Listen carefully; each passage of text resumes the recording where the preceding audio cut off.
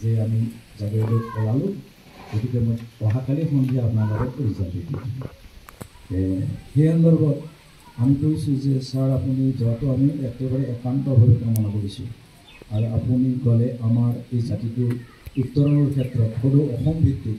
আমি যিহেতুকে আমি গোৱালপাৰা কামৰূপ পৰিৱৰ্তন পাৰা সমাজখনে আমি আজি 116 বছৰ নে 14 বছৰ জুৰি আমাৰ পূৰ্বজসকলে কৰি আহিছে যদিও আমি তেনেকৈ আগবাঢ়িব পৰা নাই গতিকে আমি আমাৰ এই দুখন ডিষ্ট্ৰিক্টৰ আমাৰ কিছু সংখ্যক কামৰূপৰ ৰৈ আছে কিন্তু গোটেইখিনি আমি কি কৰিব পৰা নাই আশা ৰাখিছোঁ যাতে আমি সদৌ অসম ভিত্তিক আমাৰ এই অনুষ্ঠানবিলাক য'ত যেনেকৈ নাথাকক আমাৰ জাতিটোৰ অনুষ্ঠানবিলাকৰ জৰিয়তে আমাৰ জাতিটোৰ উত্তৰণ ঘটাব পাৰোঁ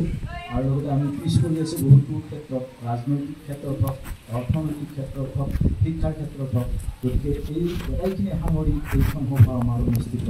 এইবাৰ বৃহৎভাৱে হোৱাৰ প্ৰয়াস কৰিছে গতিকে আপুনি যোৱাত আমি এটা কামনা কৰিছোঁ তেওঁ একেবাৰে মানে আশা কৰিছোঁ যোৱাত কিন্তু মই আপোনালোক কালি দেখাম এই চিঠিখন আমাৰ মানে আৰু অলপ দেৰি হ'ল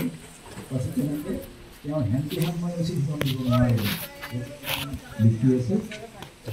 আমি দিলে তাৰপিছত লিখিল তেওঁ হাততে লিখিল তেওঁৰ বহুকাৰজনক দিয়া হ'ল লগৰ দিলে তেওঁলোক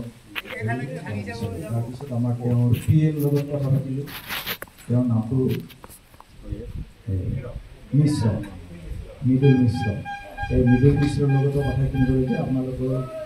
যোৱাটো আমি নিশ্চয় কৰিম আমাৰ এটা তাৰপিছত কৈ যে আপোনালোকে যোগাযোগ কৰি দিব